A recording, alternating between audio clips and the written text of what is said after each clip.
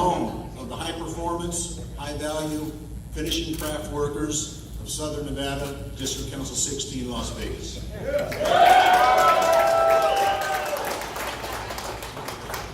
We are honored to welcome former Vice President of the United States, Joe Biden, in the House today to be discussing his vision on rebuilding the American middle class. From labor law reform, immigration, and infrastructure, the IUPAT fights daily for all working people. And Joe Biden has demonstrated over his years that he is someone who knows that when you give ordinary Americans a chance, they can do extraordinary things.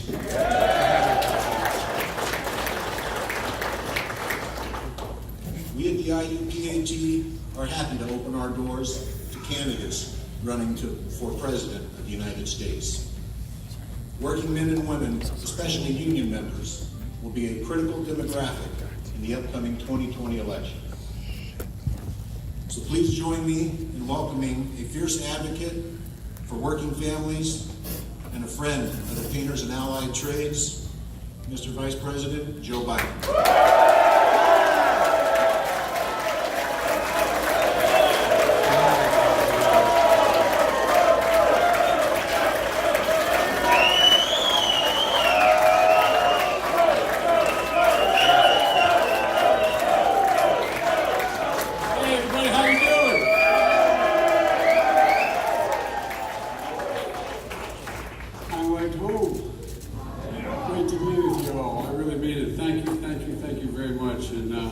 Look, the bad news for you is I'm coming back alive. I'm kidding, I'm not, because I tell you what, I'm going to work as hard as anybody can to win Nevada, and I'm going to be here to try to earn your trust and support. But I look out, it looks like my old neighborhood home. Oh my God. It really does.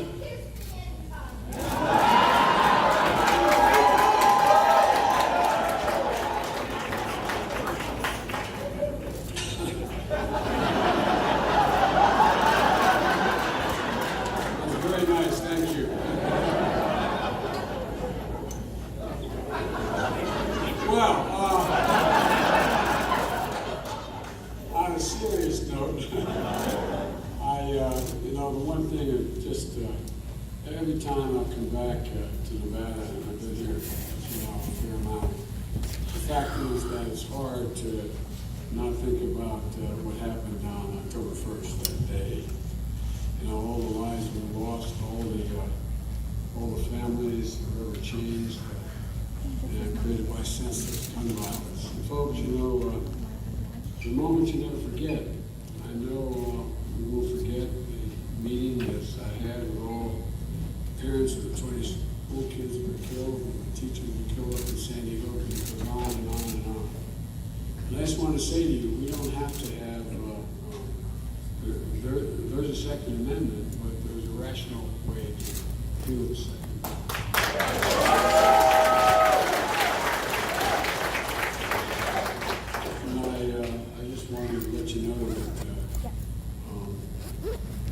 we can do it rationally. We've done it before.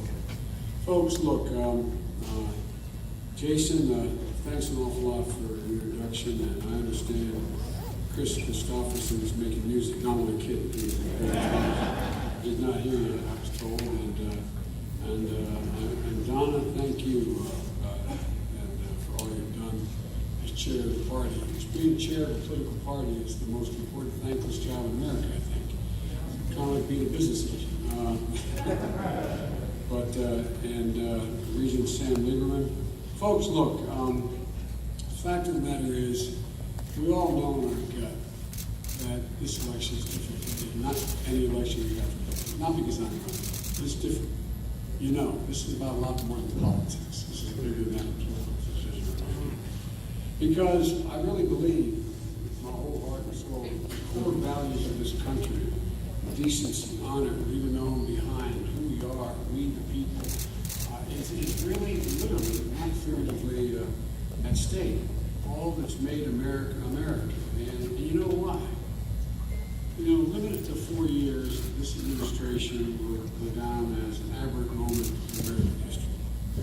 But given 8 years in the White House, I believe this president can fundamentally alter the character of the country and our place in the world, how the rest of the world views us and alliances and so much more.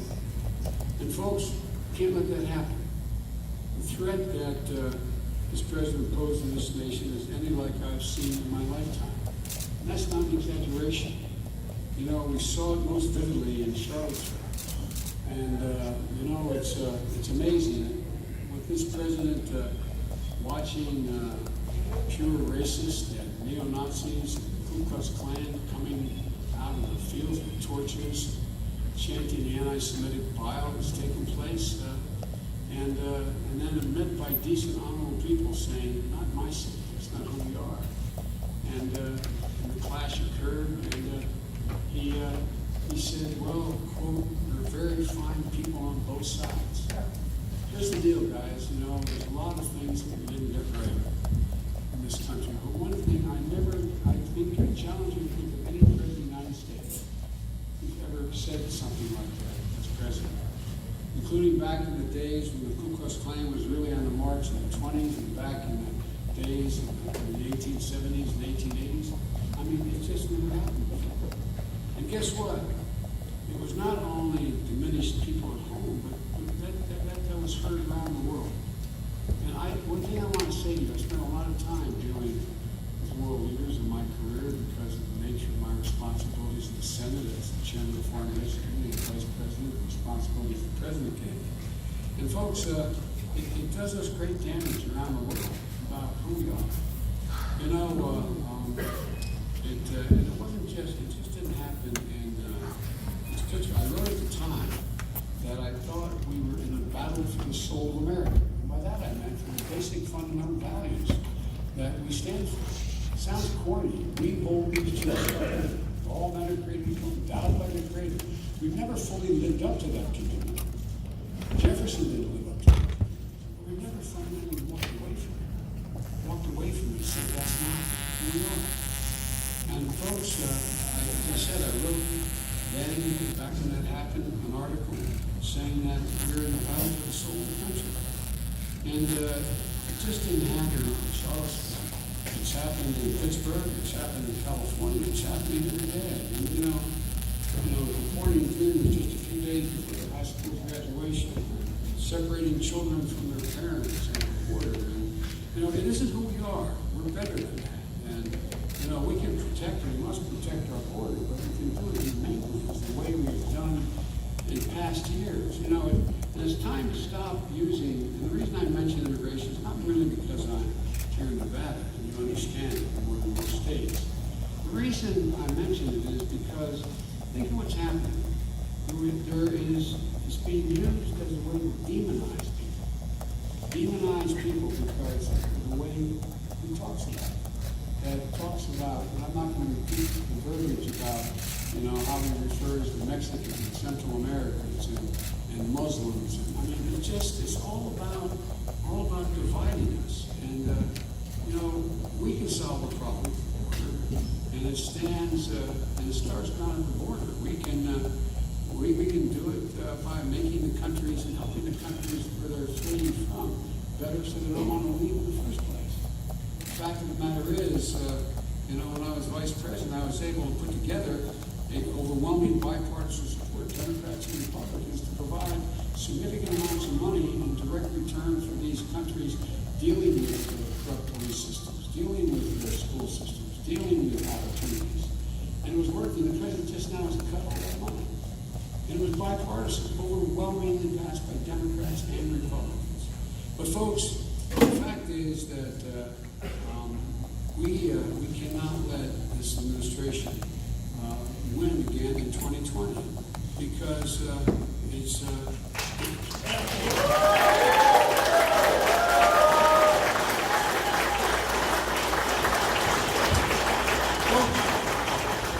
not just destroying the American creed, but decency, honor, dignity, leaving no one behind, friendship, reaching out to people. I mean, it's all kind of, I mean, you think about it in real terms. It's all up for grabs right now. And, it's about restoring American creed. That's one of the first reasons why I decided I was going to run this time. The second reason I'm running is to, quite frankly, rebuild the backbone of this country, the middle class. By the way, let's get something straight. Wall Street, bankers, hedge fund managers, they did not build this country. You built the country. Not a joke. Ordinary people, where I come from, ordinary people doing extraordinary things. And by the way, let's get us something else straight. The middle class was built by labor. Built the middle class. The reason why all non-labor people have 40-hour weeks, have all the benefits that they have, is because of labor. And folks, they've declared war on labor's house for a long time right now. And if I'm President of the United States, it will stop. Folks, there used to be a basic bargain in the country. And this is for real. There used to be a basic bargain in the country. And Democrats and Republicans agreed to it. If you contributed to the success, economic success of the enterprise you work with, you got to share in the benefits. That was part of the deal. And since the New Deal, Democrats and Republicans basically agreed on that. But folks, now the only people who benefit, are the people who in fact are viewed as, quote, the job creators. Okay, well, what's that mean? No, not a joke. Think about it, guys. Ladies, think about it. The only people who benefit when a company does well are CEOs and the shareholders. And why do they say that? Because there's a new philosophy that's been adopted by this new Republican Party and by the President of the United States and a lot of other people. They say only the people who create jobs are the people who won't be able to be part of the success and the benefit. Well, here, I kind of funny. Since when are the CEOs and the stockholders who are the job creators? I have a cartoon in my office that I keep, and I kept when I was vice president. It's from the New Yorker magazine. It's a great big guy sitting at an interrogation table with a black turtleneck sweater and a black mask and a black beret. And there's a big burlap bag on the table with a dollar sign on it. And he's looking at the person interrogating and said, "I'm sorry, how was I supposed to know he was a job creator?" Look, guys, how is it that my dad, who didn't own but ran an automobile agencies for a long time, how's he not a job creator? The people in my state who built those automobiles, the people who, in fact, you guys go out and you make sure that these buildings go up and they work and they look good and they're painted and they're safe. Since when are you not the job creators? How did this happen? How did we get to this place? Not a joke. Not a joke. Because that's how they deal with it. And folks, when I look around this crowd, like I said, I see a hell of a lot of job creators. And by the way, I really mean it. And I see my own neighborhood, for real. Folks, I think the moral obligation of our time is to rebuild the middle class. And when we rebuild it this time, bring everybody along. Everybody along, regardless of the race, the gender, the ethnicity, the religion, the philosophy.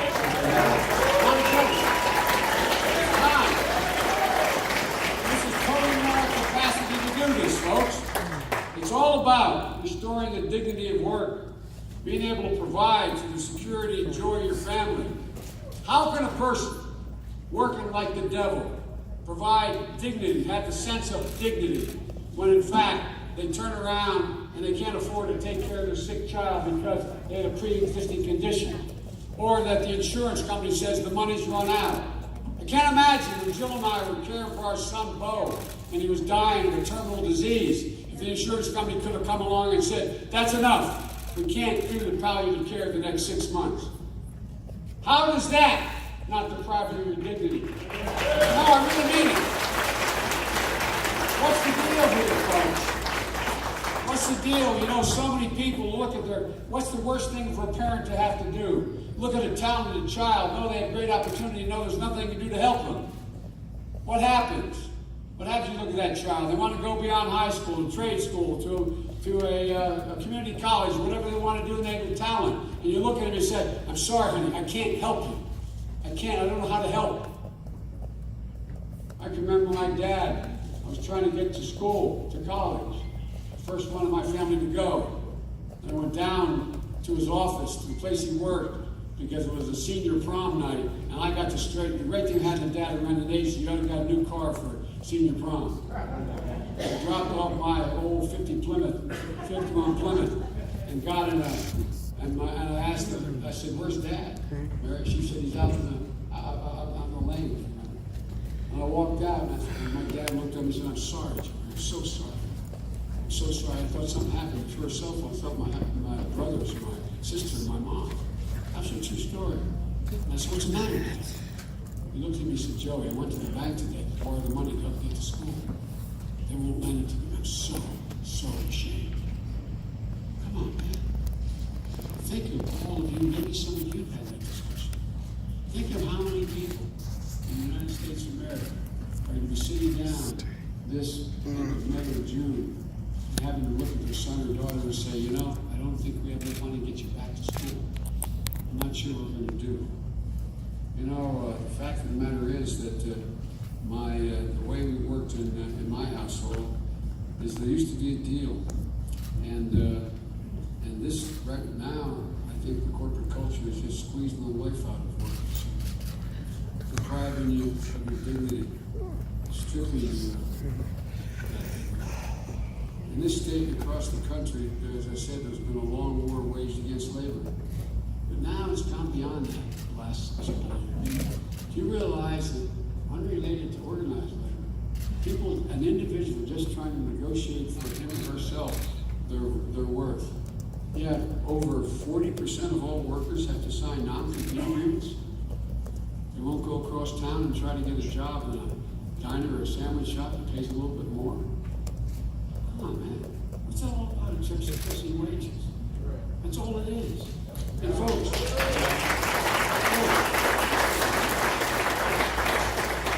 why do so many companies classify hourly workers who are entitled to overtime as management?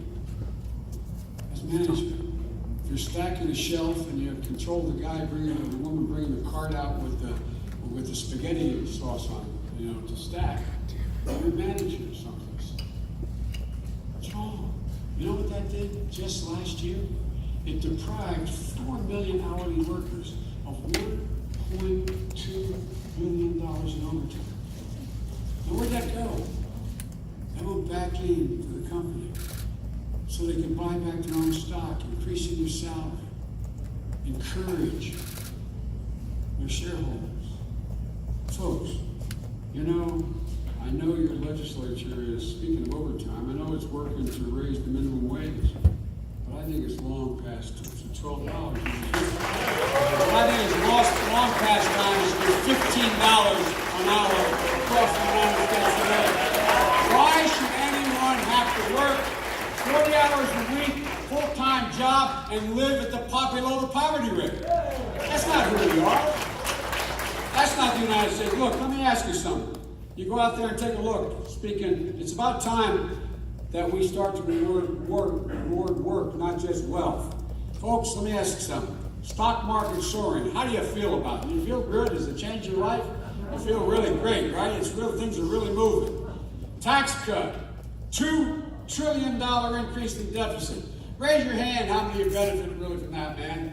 It really made you feel good, right? Since it went to the top 1/10 of 1%. What's happening here? What is going on? In addition to that, by the way, we find ourselves now that the Republicans also in the Congress and the President has come along and decided that we're going to increase the number of loopholes in the law. No, not a joke. Not too many years ago, there were about $800 billion worth of loopholes in the law. You know what it is now? About $1.6 trillion of loopholes. Some of them are absolutely, completely irrational. The most conservative economists can't justify over $300 to $400 billion of those loopholes. They don't increase productivity, they don't do anything positive. Why are they there? Why, for example, we talk about how, the Trump tax cut has been this capital gains. Well, look, why are we treating people who collect clip coupons, give them the bigger tax break than people who bust their neck every day and go out and work 40 and sometimes 60 hours a week? No, by the way, think about this. You got a billionaire. You got a billionaire out there, a guy who came along a while ago named Warren Buffett and said, hey, I pay a lower tax rate than my secretary pays. How can that be justified? How can we do that? Why do we put up with it? I tell you what, I'm going to change it so the super wealthy pay the tax. So they don't pay lower tax rates than firefighters, painters, union members, police officers, teachers. I really mean it. Why are we doing this? Folks, look. Next thing we got to do, we got to go out and we got to finish the job on health care here.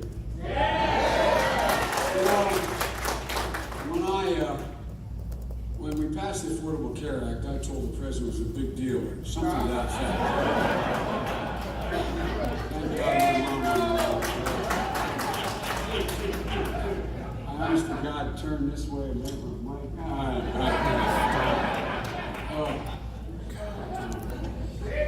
But, by the way, I want to stop and say something about my buddy, who I served for 8 years. When you watch somebody who is under fire every single day, left with the greatest recession, short of depression any president in American history has, you watch how he handles it. I don't think we say enough in this part of this nation about what an extraordinary character, integrity, decency.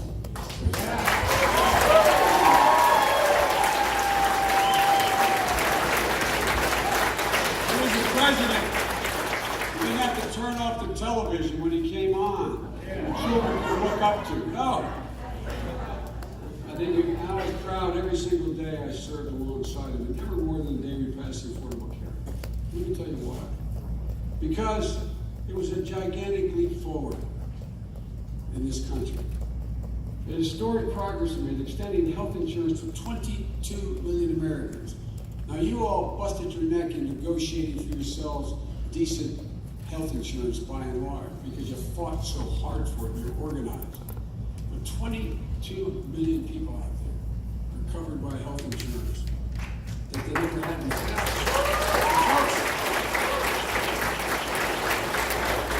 I said at the time, maybe the most important thing it did, it gave people peace of mind. And go to bed, not at the stairs, and suddenly say, my God, if she gets breast cancer, if I end up with prostate, if something happens, it gave them peace of mind. But folks, my view is that the first thing we got to do is turn around all that he's done on the Affordable Care Act. And second, I believe that you have health insurance through your employer, on your own, or not at all. You should have a choice to be able to buy into a public option health care plan like Medicare. Now, thirdly, folks, we got to invest much more in our education, from early education and beyond.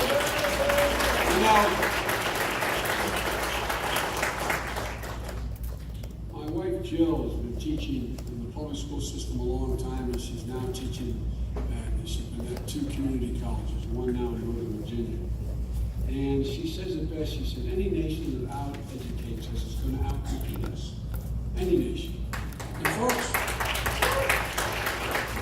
I always hear, when these debates go on, I always hear from my Republican friends and the president, how much, how much they value education. My dad used to have an expression when someone said, let me tell you, Joe, what I value. He said, don't tell me what you value. Show me your budget, and I will tell you what you're doing. Show me your budget. And folks, Republicans in Washington and around the country, this president, are constantly cutting education budgets. We need a budget to match our values. Folks, teachers around the country, they're not getting paid enough. They're in a big fight in the state.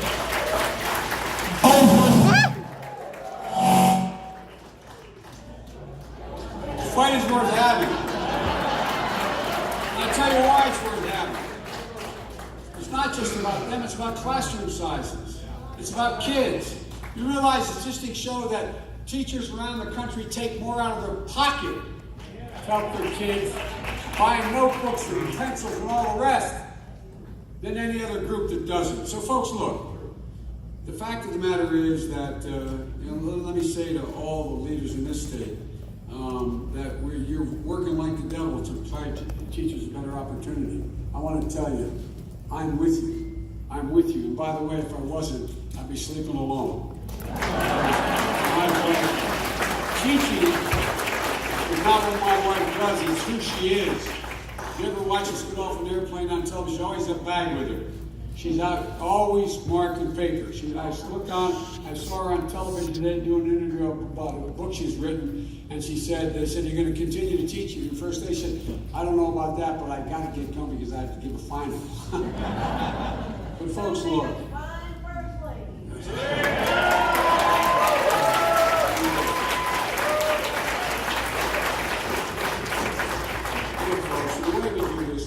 Change them. We got to start by giving people the skills they need to do the job of the 21st century. You know what the numbers are for real? Right this today, and you guys know this. Today, 65 out of their 100 jobs require something more than a high school degree. Today, right now. What do we think is going to happen in 5 or 10 years from now? And by the way, those jobs require training beyond high school. It can be technical community college, it can be apprenticeships, it can be a lot of things, but they require something beyond a high school degree to be able to get a job. But you know, those training programs that lead to good paying jobs are also available. There's a lot of good paying jobs out there that in fact you guys are used to doing through apprentice programs that people are trying to take over sometimes. But the truth of the matter is, the government should be involved in making sure there's access to be able to do this. That's why we need to make post-secondary education and training available and reduce the crushing debt that people have. I'm going to lay out a plan.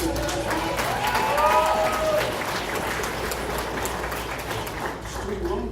You know, we also have an ambitious plan to rebuild and focus on America's future. Folks, clean energy, renewable energy. Here in Nevada, we're leading the way.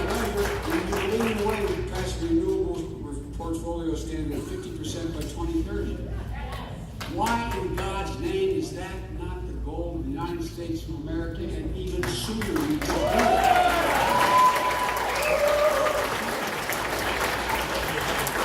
Cleaner, safer, faster infrastructure. You know, here we are going around the country. We have, we set those mileage standards, the CAFE standards, and so on. Guess what? The companies in the United States, the auto companies, they thought it was a good thing to do because they got to compete with the rest of the world. Electric automobiles. One of the biggest problems is I proposed, and we're going to move if we stayed, and I'm going to make sure it happens, that we have recharging stations all along every interstate highway.